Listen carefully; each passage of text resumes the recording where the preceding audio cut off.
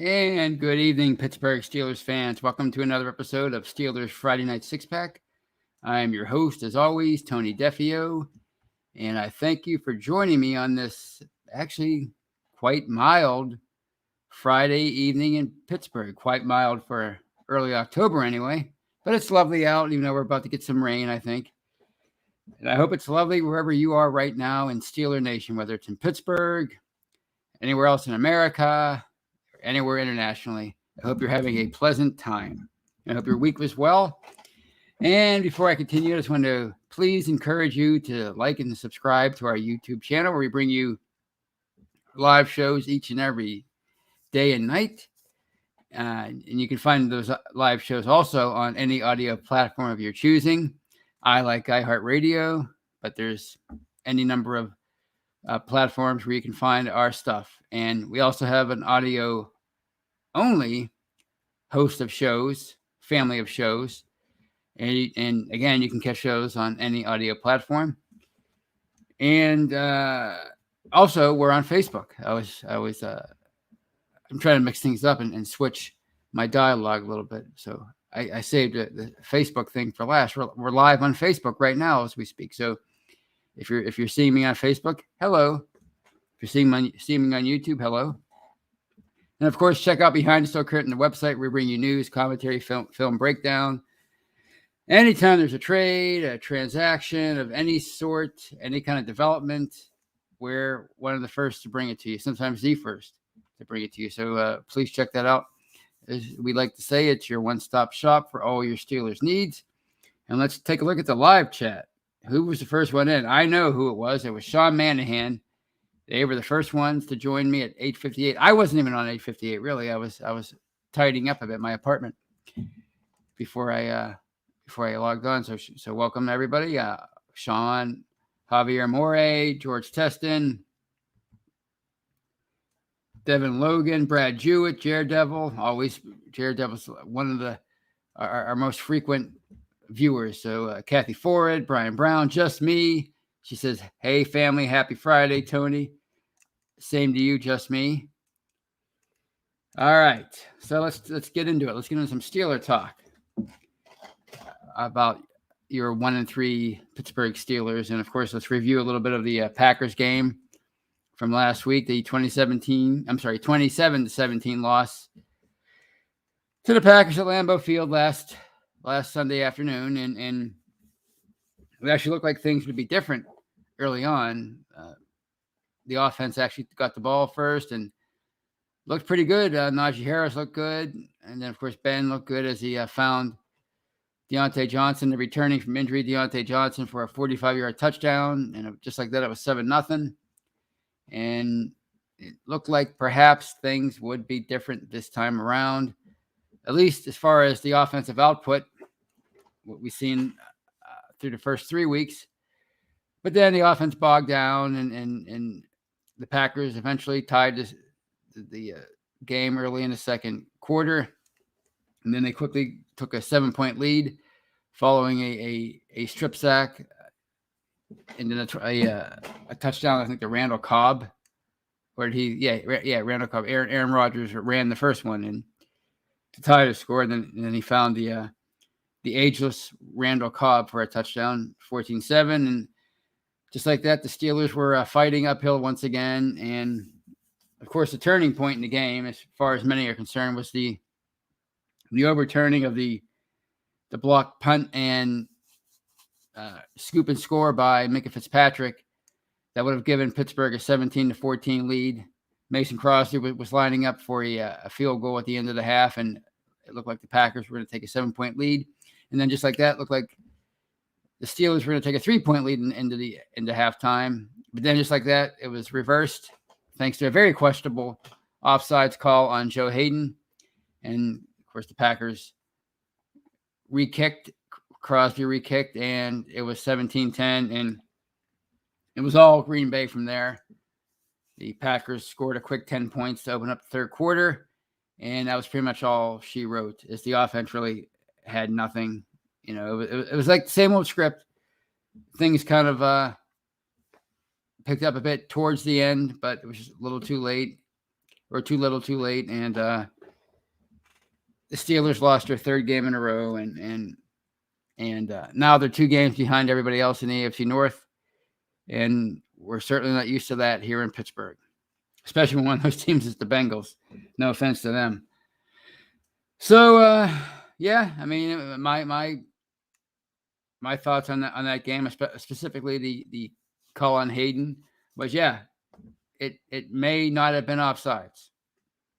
We're never going to know for sure because there was no sideline angle of that play. There's always a sideline angle, but for some reason there wasn't a sideline angle, and you really couldn't get a true picture of whether or not Hayden jumped or if he just timed his jump perfectly with the snap. But the Steelers have been on some wrong ends of questionable calls over the years, and they've bounced back from that. But what we're seeing so far this year is they can't seem to overcome anything, any kind of adversity, whether it's a turnover. It seems like every time they turn the ball over, the defense can't hold the opposition to 3 points. They can't overcome bad calls. They can't overcome mistakes by the offense. You saw a couple times last week. Ben and Juju Smith-Schuster, they failed to connect on 2 passes that could have been touchdowns. And, of course, they imploded from there, the offense. So this team, has very little margin for error right now. So any little thing, like that questionable call with the blocked field goal, any little thing just throws them into a tailspin. And, a good team should be able to overcome those kind of things. And I said this last week, and I said it on the Hangover multiple times.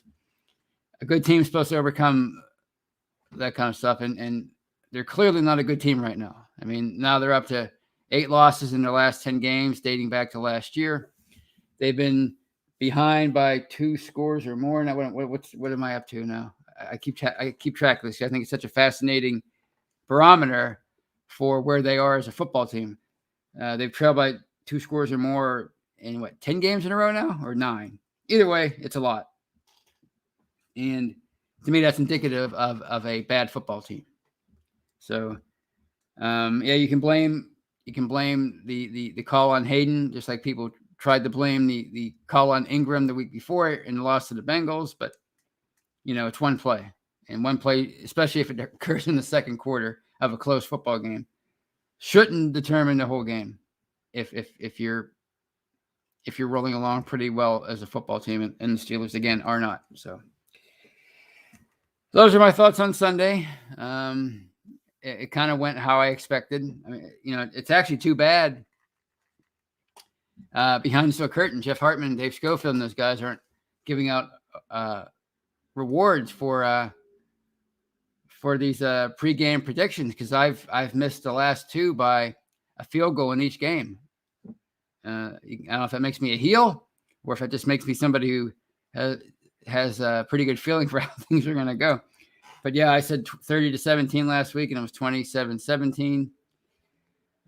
So it went pretty much how I expected it to go. I thought the Steelers would play a lot better in some areas, and they did. The offensive line looked a little bit better, but I still thought it would be too little or not enough, because I didn't think the offense would be able to do enough. And sure enough, they scored 2 touchdowns, and one of them was a garbage touchdown, not a garbage touchdown. It was of the garbage time variety. So, the thing that really concerns me, obviously, in addition to the offense and whether or not Ben Roethlisberger is done as a quarterback, is the defense. It just doesn't seem to have any bite to it right now.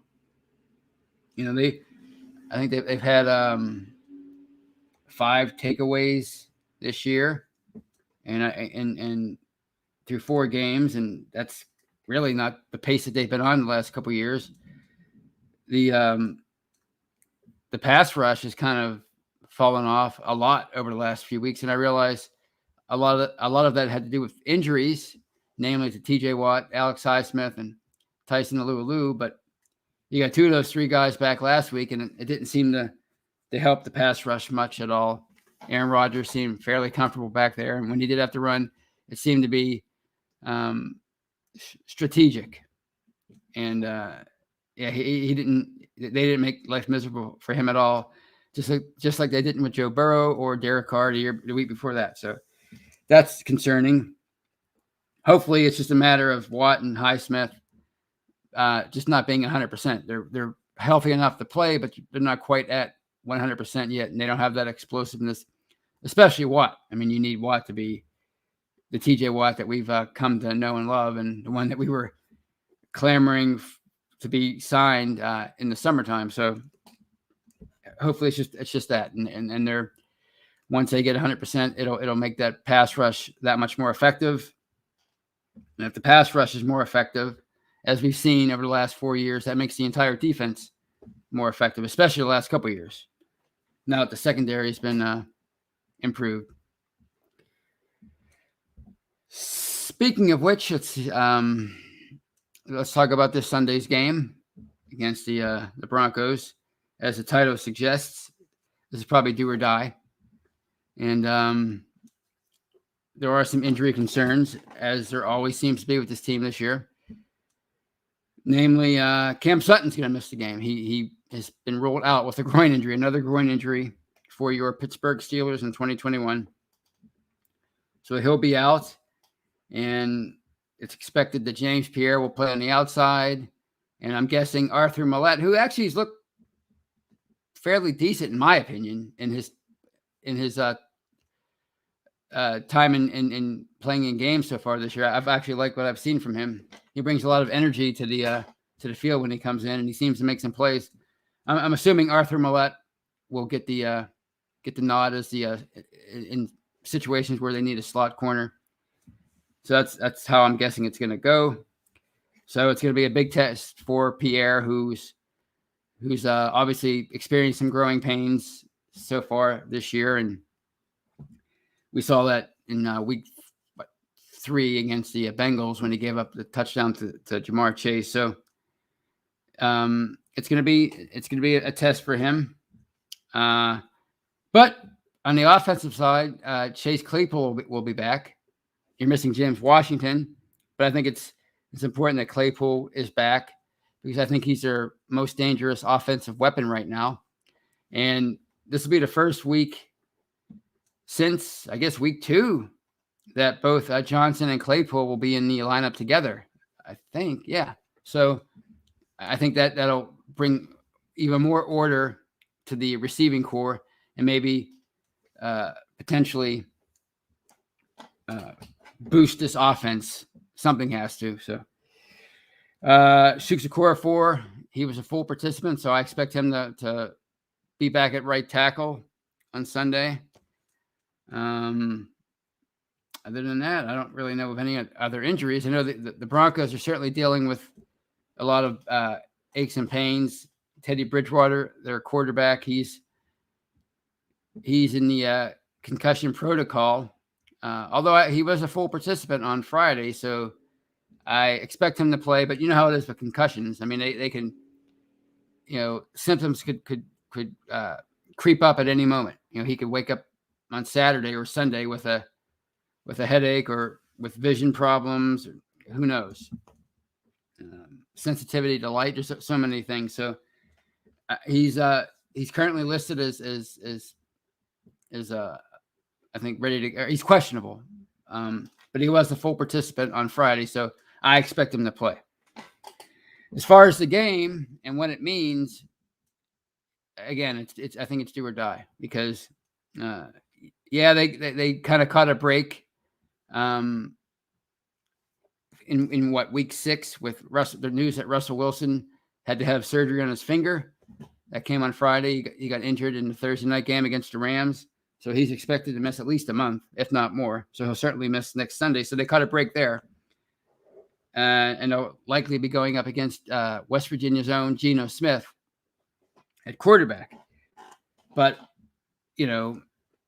it doesn't mean that this game is not do or die because I don't think you want to fall to 1-4. Of course you don't want to fall to 1-4 if you're the Steelers. We've seen them do that twice in the last 10 years. And yes, they bounced back and they almost made the playoffs each time, but the key word is almost. So I don't think you want to drop to 1-4. If you can win this game on Sunday, which I actually expect them to win, I think this is a game that they can win. I think it's going to be one of those games that's played in the teens, which it seems like a lot of their games have been in that area. The final score doesn't always wind up in the teens, but it seems like it's that kind of game where you can expect maybe a couple of touchdowns on either side. I expect it to be in the teens, and I expect Pittsburgh to win something like 20-13, 17-10. I think it's going to be that kind of game. The Broncos have a really good defense, and Von Miller is back to his old all-pro defensive player of the year kind of self. And he's a problem again. So the line, I don't know who is going to be blocking him. I'm assuming he's going to be lining up in more than one spot. I think that's usually what he does, although I could be wrong. But whoever's blocking him, it's going to be a rough test. So containing him is going to be problem number one, problem number one. And then you have to try to find a way to move the ball on this defense. And maybe that's where the Steelers defense can maybe come into play and create some opportunities for them. We haven't seen much of that since the Buffalo game. So we need to get that back. If you're the Steelers, you need to find a way to create some opportunities. And that's not going to be easy because Teddy Bridgewater, he's a solid veteran. He's a really good quarterback. He's not a superstar, but he's the quote unquote game manager. And he's been pretty efficient so far this year. But the Broncos, their first three, they started off 3-0, but their first three wins were against teams that at the time, obviously week one, at the time they were all winless. And they finally went up against a really good team last week in the Ravens in Denver, and the Ravens pretty much had their way with them the entire day. So I think they're a bit of a paper tiger right now, meaning the Broncos. So, much like I said with the Raiders, you have a team flying out from not the West Coast, but flying out from that part of the country and coming here for a 1 p.m. game. That's got to be a advantage for the Steelers. And, I think the Raiders are a better team than the Broncos. So I think the Steelers might be catching the Broncos at the right time. And, if they win this game to go to 2-3, I think that would ease a lot of people's minds, at least temporarily. And then you have to if you win this week, then you have to take care of business against the Seahawks on Sunday Night Football. And suddenly you're 3-3 going into the break. You have Cleveland coming out of the bye, I should say, at Cleveland, and that's going to be a buzzsaw. I don't care how Baker Mayfield's playing. I don't care about his injuries. The Browns have that circled on their calendar. They want to finish the Steelers off, believe me. So regardless of how the Steelers are playing, when they come out of the bye, if they're on a bit of a roll going into the bye, it's still going to be tough. But if they're even if they don't win that game, if they're 3-4, then you have the Bears and the Lions after that, and those are both winnable games, provided the Steelers figure some things out by that point. Then they could be winnable games. So that's why I think this Sunday is do or die. Because you don't want to fall to 1-4 because you have to assume somebody else in the division is going to win. So you're suddenly 3 games back, and I don't care if there's an extra game or not this year. That's a tough hole to climb out of, almost impossible. So you have to find a way to figure some things out this week.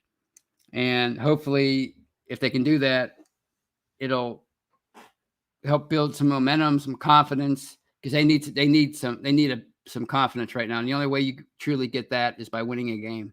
So if they can do that, if they can figure out this offense, if they head into the bye, they get healthy on defense specifically, maybe Zach Banner comes back. Who knows? Maybe Stephon Tuitt. It seems unlikely, but maybe, you get healthier as a team. You figure out what your strategy is moving forward with this offense. What are you going to give Ben more latitude? Those kind of things. Then maybe they can get on a roll after the break, after the bye, and get back into playoff contention. So on that note, at the 2020 mark, I will say goodbye to this part of the show, part 1.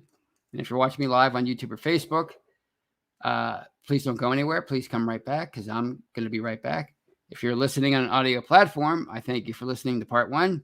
But please hurry up and download part 2 of this episode of Steelers Friday Night Six Pack.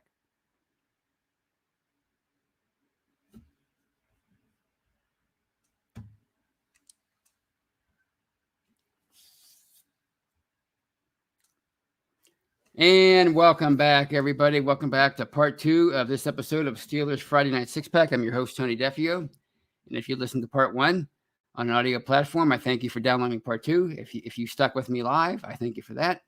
And coming out of the break, I wanted to get this in from Brian Brown, this comment, and he says, it all depends on the defensive pass rush. The Steelers need pressure and sacks. Amen to that. They certainly do, because that's the key. That's been, as I've been saying this all year in written form and on podcasts, the calling card of this team dating back to 2017 has been sacks, getting after the quarterback, rushing the passer, making life miserable. And we haven't seen that since the first half of week 2 when they had all those injuries. Obviously, Watt and Alualu go out, and it greatly reduced their effectiveness, and understandably so. So we need to get those guys playing like they can again. Obviously, Alualu will not be playing, but Watt and Highsmith, and generating a pass rush. And if you can generate a pass rush, well, that can lead to takeaways. It can lead to fumbles. You know how adept TJ Watt is at stripping the quarterback of the ball. He's a modern day James Harrison in that regard. The guy's incredible at it, especially lately, or he was up until his injury. So they need to get back to that again, because the more you make life miserable for the quarterback, the more prone he is going to be to make mistakes. So that's got to come back. That's not, to me, obviously the offense is a big deal for this team. They got to figure something out somehow, some way. But getting that pass rush back again is to me, it's paramount for how the season's going to go. So kudos to Brian Brown. And let's see who else we have in the live chat. Wes Hickok, and he says, and to me, rightfully so, Geno Smith greatly reduces Seattle's offense. Absolutely. I mean, it's totally different universes when you're talking about Russell Wilson and Geno Smith as far as quarterbacks. So that's a break. I mean, you don't like to wish injury on anybody, but let's be real. That's a break for the Steelers. If they can win this game on Sunday and then head into Sunday Night Football with a 2-3 record playing a compromised Seahawks team. Well, you saw what they did to the Steelers 2 years ago when Ben went out. It probably enabled them to win that game. So, I guess now this will be Pittsburgh's chance to win, but that's next week. They have to worry about this Sunday because they're not good enough to overlook anybody. And why should they? The Broncos are 3-1. I realize they played a pretty weak schedule, but they're still 3-1. So yeah, again, that's a break for the Steelers. If you're talking about, at least from a competitive standpoint. All right. Mark Tobin's with us. Micah Everett, John C., Steeler Chick 46. All right, people. Thanks for joining me. And let's talk about, I want to get into the because it fascinates me what's going on with the Steelers right now. Because as I said on a hangover on Monday with Brian, Anthony Davis, and Shannon White, it's hard to get excited to watch this team right now. It just is. It's hard to get up for a game. Like I was up for week 1. I was really into it. But, that offense was so blah in that game. It was kind of alarming to me, even though it was a great defensive effort. And of course they had to block punt for a touchdown. It was alarming to me to see the offense. And I expected struggles, but to see kind of what we saw last year, and it looked even like a lot like 2019 as far as the production. So it was hard to get up for the Raiders game. I couldn't get up for the Bengals game, even the Packers game at Lambeau Field, one of my favorite stadiums in the NFL, one of my favorite stadiums in sports, a stadium that I want to visit one day. I love that place. I love the Ice Bowl. I've talked about the Ice Bowl forever. It's my favorite non-Steeler game of all time. But I couldn't even get up for this Sunday's game. I just, there's a malaise. There's just a malaise with this team right now, and I'm not sure if it's something you can always detect, if you're not in Pittsburgh. And I know it sounds weird. I hate to play the Pittsburgh card because I'm not sure if it means anything, but I think there's something to be said, in my opinion. There might be something to be said for actually living in the city and just like the vibe that you feel and the buzz. And there really hasn't been a vibe, a positive vibe about this team in the city, or a buzz. You don't hear a lot of people talking about the Steelers. You see it on social media. I mean, you see it on social media all the time. It's year round. What jersey should I buy? What jersey should I wear? People are just in love with the Steelers. If you're in Seattle, or if you're in England, or if you're in Australia, you just, mostly it's every day's a pep rally online. Everybody's up for the team and talking about the team and devouring all the news. But just being in town, and I've lived here my whole life. I've lived in Pittsburgh my whole life. I'd like to travel, but I just don't have the greenbacks for that right now. But one of the advantages of that, I guess, is again the buzz just isn't there for this team right now, and it really kind of hasn't been since I'd say this team's been in a funk. Really, if I had to pick a period where this current funk kind of got started. And this is going to sound funny because they started out 11-0 last year, but it would probably be that Denver loss. Ironically enough, that Denver loss the weekend of Thanksgiving in 2018. They were 7-2 when they were on a roll. They had a 2.5 game lead in the AFC North. It looked like they were going back to the playoffs. Looked like they were in line for a bye, and everything just went out, just spiraled out of control, and they collapsed. Everything imploded. Ben with his radio show, Antonio Brown was angry. Bell wasn't even here that year. He was holding out. He was water skiing. He was either 230 pounds or 800 pounds, depending on the pictures you saw. And they missed the playoffs. And then, of course, they had to kind of recover from the fallout with AB, just losing it that offseason and forcing a trade. And they had to try to come together again as an organization, even though they're going to be a less talented organization without Bell and Brown. There's no question about it. And then, of course, Ben gets hurt, misses all of 2019. And that was a fun year, I think. That fighting through that adversity as a organization and a fan base was a lot of fun. But obviously they weren't capable of being a Super Bowl team, that they were even really a serious playoff team. Even if they made it, they probably were going to be one and done. So that was a little off. And even last year, even though they were 11-0, everything just felt off with the pandemic and nobody in the stadium. And of course, they collapsed down the stretch again. And now, they're at where they're at right now with a 1-3 record. Yeah, this funk's it started back in 2018, the end of 2018. It really hasn't subsided just yet. We're not on the other side of it just yet. But I think that's common in sports. I think sports is very cyclical, as you know. And when a team gets on a roll and everything is going right, that can last for years, 3, 4, 5 years. And when it goes the other way, it can last 3 or 4 or 5 years. You look at the early 2010s, and I think their funk started, believe it or not, in 2011, when even though they were 12-4, they got swept by the Ravens and had to settle for the number 5 seed, and they didn't really look like they were 12-4, but they didn't really look like a 12-4 team. They turned the ball over 28 times that year. They only took it away 15 times. I think they had 35 sacks. It wasn't the same defense that it was the year before when they went to the Super Bowl. So they just fell off. They felt off. Of course, they lost to Tim Tebow in the first round. And then the next 2 years, they collapsed in 2012 down the stretch, missed the playoffs. 2013, they got off to a 2-6 start, 0-4, and then 2-6. And then they were 5-8 at one point, and they won their last 3, and they almost made the playoffs. But those 3 years, you could just tell this wasn't a good football team.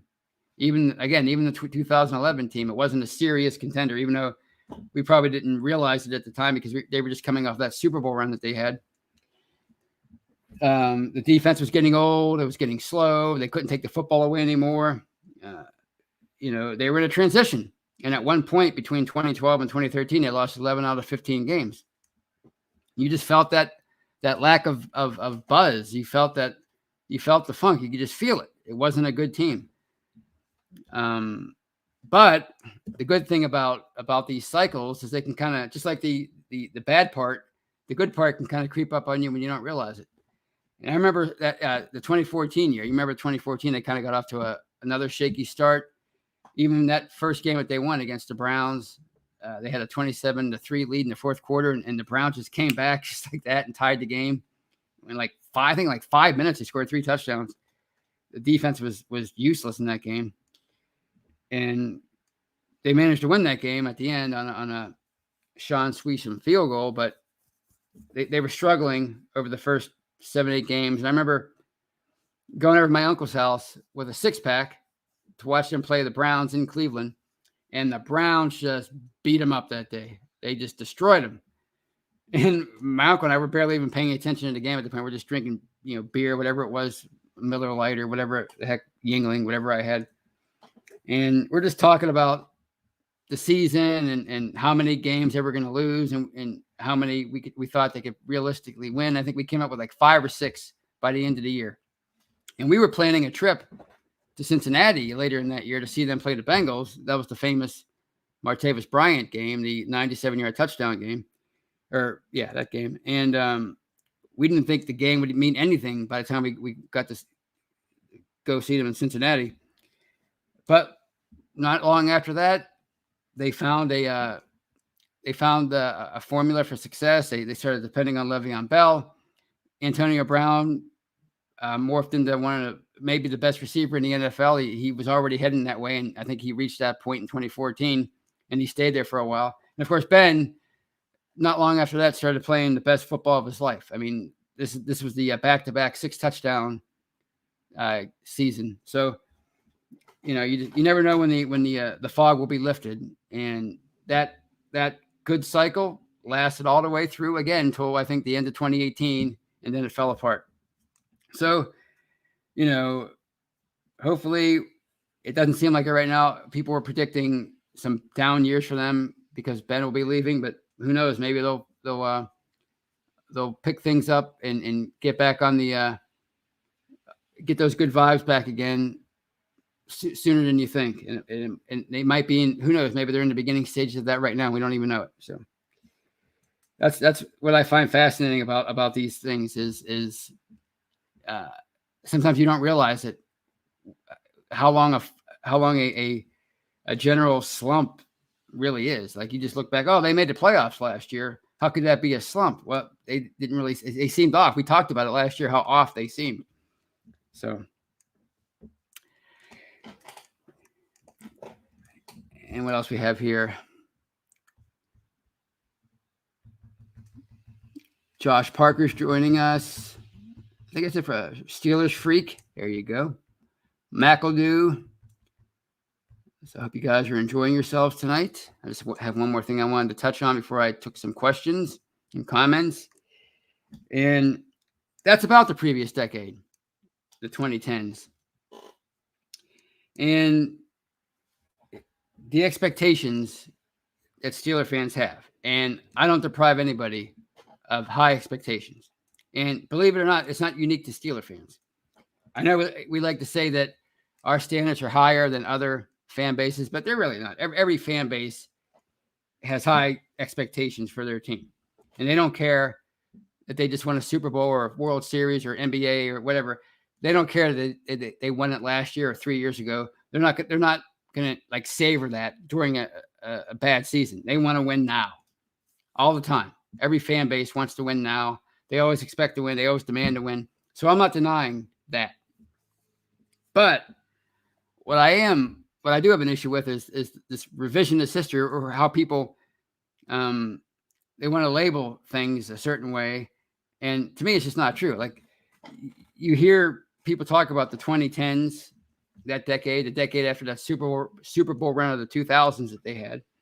And they say stuff like, well, they wasted all that talent. They wasted so much talent.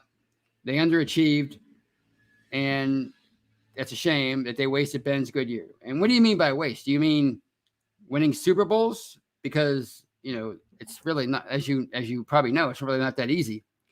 You can't just you can't just go out and say, I want to win a Super Bowl and win it. So I don't know why when people say waste, and when it comes to, like, quote unquote, all that talent, it was really only on one side of the ball, and that was on offense. They had one heck of an offense. We all know that. But the defense was suspect, and it remained suspect all the way up until 2019. Even in 2017 and in 2016, when they made the playoffs and won the division, they made it to the AFC title game in 2016. That was a suspect defense. So they never had a complete team in the 2010s. In the 2000s, they had a complete team. And what they were in the 2000s, from 2004 through 2010, with the exception of obviously 2006 and 2009, they were down years. But they were always legit Super Bowl contenders. They were always up there with the Patriots. You always expected them to get a bye and make it to the Super Bowl. And obviously they did 3 times. In the previous decade, how often did they have a bye? I think they had a bye once, right? Last year was a different decade. So they had one playoff year where they had a bye, and that was in 2017. Of course, they were one and done because hashtag Jesse caught it and they got screwed. But and they had a bad matchup against the Jaguars. But that's spilt milk. So they had a bye once in that entire decade, if I'm not mistaken. Well, I guess 2010 they had a bye, but I'm talking about the post Super Bowl era. And 2014, the division title came right down to the last game. 2015, they needed help getting into the playoffs. 2016, if not for the AB Immaculate Extension against the Ravens on Christmas Day, they probably don't make the playoffs. And they almost made it to the Super Bowl that year. At least they got to the championship game. And of course, 2017 they had a bye. And that was the one team where it was clear that they were heading to the playoffs. But even that team didn't really look as strong as any of the teams from the 2000s looked, because they didn't have the defense. They had the offense, but not the defense. The 2000s, they had obviously a historically great defense. They were always finishing number one, but their offense was no slouch either. Especially, that first Super Bowl team, the 40 team, they had a really darn good offense. So they had a more of a complete team. And in the 2010s, they were never they never seemed to be in the same class as the Patriots, or even the Broncos when they had Manning. They weren't in that echelon, right? They were always a little bit further down. So, when people say they wasted talent and they wasted Super Bowl rosters, to me, that's just not true.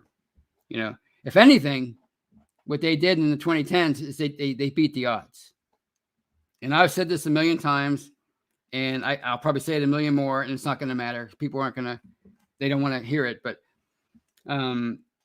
what you saw from the Steelers in the decade after their last Super Bowl appearance, that's pretty common in sports. In fact, as I just said, they beat the odds. They actually played better than a lot of teams do after such a run. A lot of teams just fall right off the map or off the cliff for the longest time, and it takes them a while to get back to where they were before. Whereas the Steelers kind of remained in contention. They weren't serious contenders, but they kind of remained in playoff contention pretty much the entire decade. Even when they were below 500, they were still scratching and clawing to make the playoffs, and they almost did a couple times. So, if you look around sports, not just the NFL, but Major League Baseball, NBA, hockey, you see this everywhere. Where have the Bulls been since Michael Jordan in '98? They've barely been relevant in the NBA. The Dolphins since Marino's heyday. I mean, they've been just a team. So the 49ers had after the Montana Young years, they had a long stretch where they were barely even on the map in the NFL. So,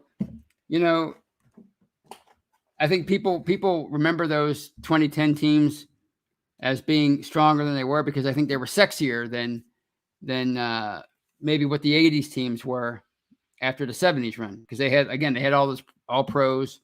They had a heck of a line. Ben was playing his best quarterback of his life, of his career. So, and I realize having the quarterback is a big deal when it comes to winning, but you still need a complete team, and they never had that. So to me, that's my only issue. Not that you have expectations, not that you want them to win every year, because what's the point of sitting down and watching them if you're just going to say, oh, well, they won 3 years ago, I'll just enjoy this year, I don't care what they do. No, you want to see them win. I don't care about that. But when people say, this sticks in my craw for some reason, when they say they wasted all that talent, they didn't, because they were only a one-sided team. The offense was the strength and the defense was the liability, and it's hard to win that way. So enough of that rant, and I'll close out the show by taking some questions and comments. What do we have here? What can I find? Do I see anything with question marks?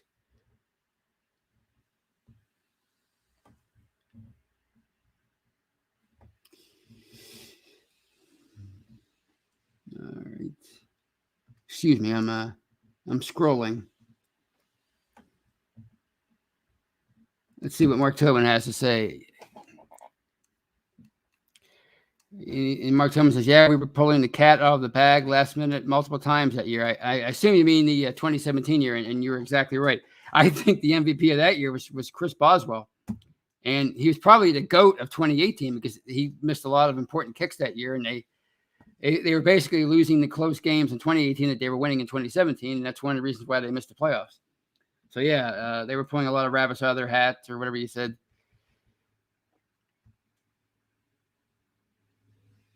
Michael Altman says, we're in the Ben stat building era. Well, if that's the era we're in, then it's not a very good era for Ben in building stats, because he's not really been building many stats since about Halloween of last year. Brian Brown says the Steelers have started slow before. Don't you think Ben will come out of this?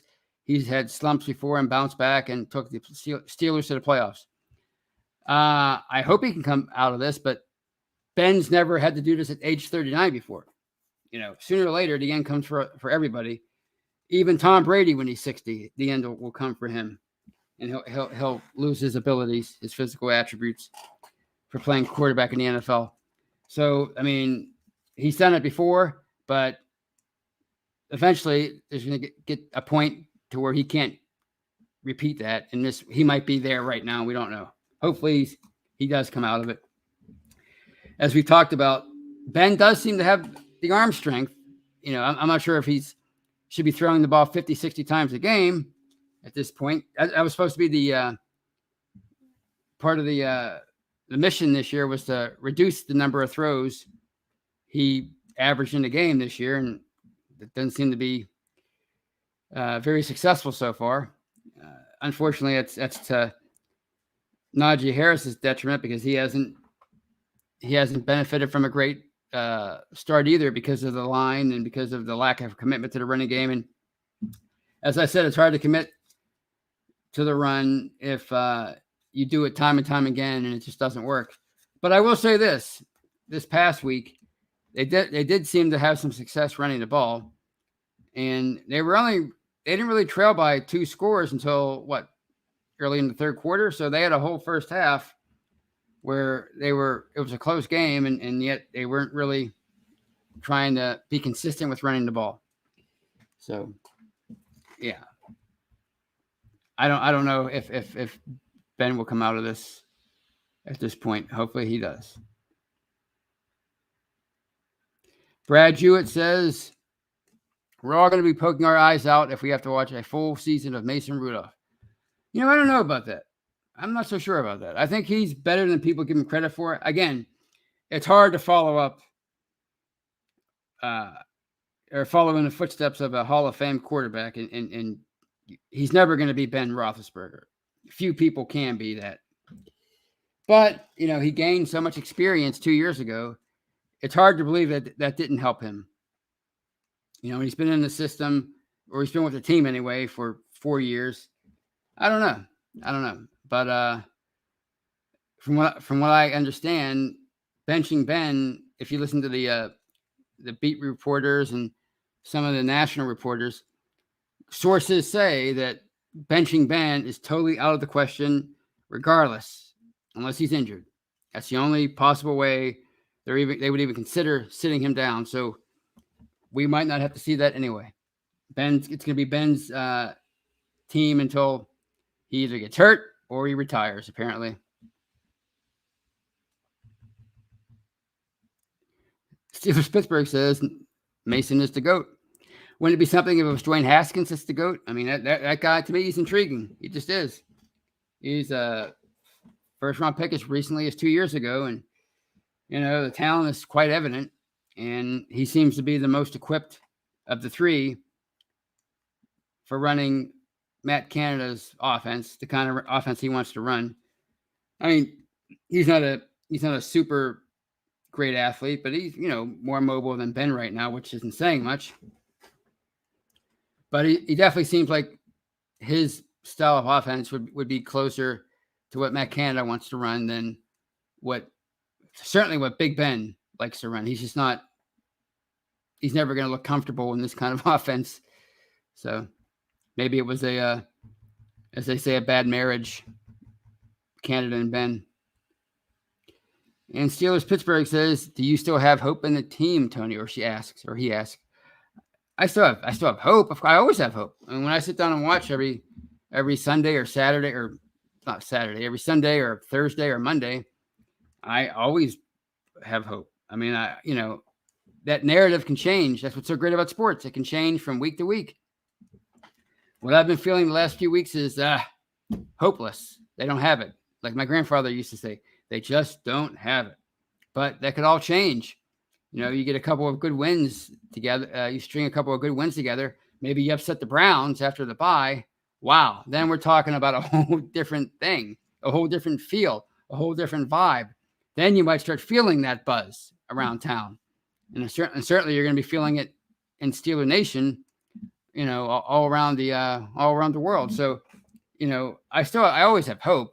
I mean, that's the great thing about sports is it's the great unknown. It's the one reality. It's the only reality TV that's to me legit, because you really don't know what's going to happen, and things can change.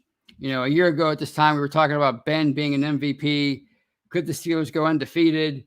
Go to the Super Bowl? I thought they were going to, before their slide started, at least offensive slide, not their winning slide, but their offensive slide started. I thought, man, this team could go to Super Bowl. That's how well they're playing on offense. And now look at me. I'm talking about, wow, wouldn't it be nice to see Dwayne Haskins in there or Mason Rudolph even? So things can change, and they can change, like I said earlier with my story about my uncle. I mean, watching the Browns destroy the Steelers that one Sunday afternoon in 2014 and saying, man, they might win 5 games. And then they went on to win 11 and win the division, so it can change just like that. So I always have hope. And the Cuda 70 asks, Tony, where do you live in the Berg area? I live in Crafton, home of Bill Cowher. Actually, he's not that far from where I live right now. I could walk there in probably 5 minutes if I wanted to. And Cowher Way is not that's not the street he grew up on, by the way. It's the alley behind the street he grew up on. He grew up on Hawthorne Street in Crafton. I read his book. It's pretty cool watching him talk about the days he used to jog on, South Linwood and Hawthorne and Noble and all these other streets that are in my neighborhood. And Kathy Ford has a super chat, $5 she donates, and thank you for that, Kathy. Always appreciated. And she asks, so do you wear a signed jersey to the games? Thinking, why not? Are you talking about me? A signed jersey? I only have one jersey, and that's Heinz Ward. My uncle bought it for me probably about 15 years ago. I don't really wear jerseys much anymore. I don't know. I don't like how I look in them. To be perfectly honest, I just don't know. I don't like how I look in jerseys. I like how I look in my Neil Walker Pirates jersey. I look good in that, I think. But Steeler jerseys, it's just not a good look for me. And you gotta look good in order to feel good, right? So yeah, no, I don't have any signed jerseys. But I see. I see what you're asking. I'm sorry. I was making it about me. You're asking, should you wear a signed jersey to games? And you're thinking, why not? Excuse me out there. That was a faux pas. It all depends on it all depends on what plans you have for that jersey in the future. If you wear a signed jersey and it's of this era's version of Mean Joe Green, for example, well, 40 years from now, it might look too worn for anybody to want to, pay you for it or buy it, it's part of their memorabilia collection. But if you don't care about that, then yeah, go ahead. I don't see a problem with that. I mean, it's just somebody's signature and it's not their actual jersey. So yeah, I'd say wear a signed jersey. Why not? Yeah, you'd probably be a great conversation starter in your section. Somebody sees a signature on the number or on the sleeve or something, and like, hey, who signed that? Did the actual so-and-so sign your jersey? That's crazy. So yeah, I would do it.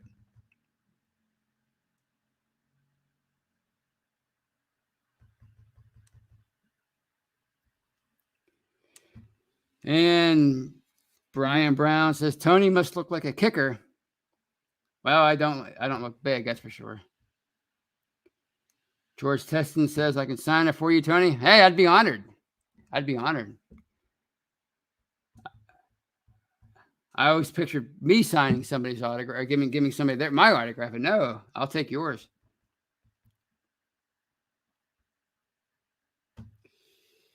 All right. And Kathy Ford says she's taking my advice. Or maybe she already had this in mind anyway. It looks like she was leaning in that direction. And she says, wearing it to the Chiefs game then. There you go. I would do it. Represent Steeler Nation. I think it's at Arrowhead, right? So yeah, do it. All right. Rod John 39 says, oh, he's talking to Steelers Pittsburgh. That's a private conversation. I don't want to get involved with that. All right. What else we have here? Any other questions I may have missed? Here's a comment from Buck Dancer, and he says, we've been spoiled with a future Hall of Fame quarterback. Next quarterback won't likely be a Hall of Fame quarterback.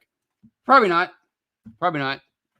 But I'd like to believe that they learned a lot from that era between Bradshaw and Ben. And by the way, for everybody thinking if it takes them 20 years to find another franchise quarterback, 20 years of losing, somebody brought up a good point a couple weeks ago. Those 90s teams didn't have a franchise quarterback, and they were always Super Bowl contenders. So it can be done. It's just a little harder to do without a franchise quarterback. But back to my thought, I truly believe they learned their lesson after Bradshaw retired, or even before he was about to retire, and they tried to rebuild through defense and running in the running game like they did in the late 60s and the early 70s. They tried to repeat that, and when they had a chance to draft Dan Marino, for example. I think Chuck Noll actually said that. We built this thing through defense the first time, and we're going to do it again with Gabe Rivera. And he tried repeatedly to rebuild that steel curtain in the 80s and with first round picks, and it just it was unsuccessful time and time again. I don't think any of those guys, whether you're talking about certainly not Darrell Sims, or obviously Gabe Rivera had the unfortunate injury, DUI accident. Keith Gary was a pretty good player, but he didn't live up to his number one billing. Aaron Jones was an absolute bust. Huey Richardson was cut 1 year after he was drafted in the first round. So anyway, I think they're going to be more proactive this time around after Ben does retire, and they're not going to just continue to go with mediocre quarterbacks like they did before, or they're going to try to find that guy again, whether it's a veteran or it's a first round pick or whatever, a high draft pick. They're going to do their best to try to get a good quarterback in here again, a top-notch quarterback. So you don't have to be a future Hall of Famer to win, although that certainly helps. But yeah, so I don't think they're gonna. We have been spoiled by Ben's success over the last 18 years, mostly 18 years, and it's probably going to be rather lean in that position after he retires. But I don't think it's going to be 20 years this time.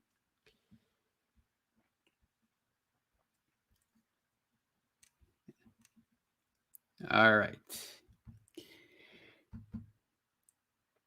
And on that note, I think I'm gonna say good night. I hope for a Steeler win this Sunday. I hope if you're going to the game, I hope you're enjoying I hope you enjoy yourself. I hope you see a win. And if you're watching, if you get to watch it, I hope you get to see a win from wherever you're at. So until I talk to you on Monday with Brian and Shannon, have a great weekend and go Steelers. Good night, everybody.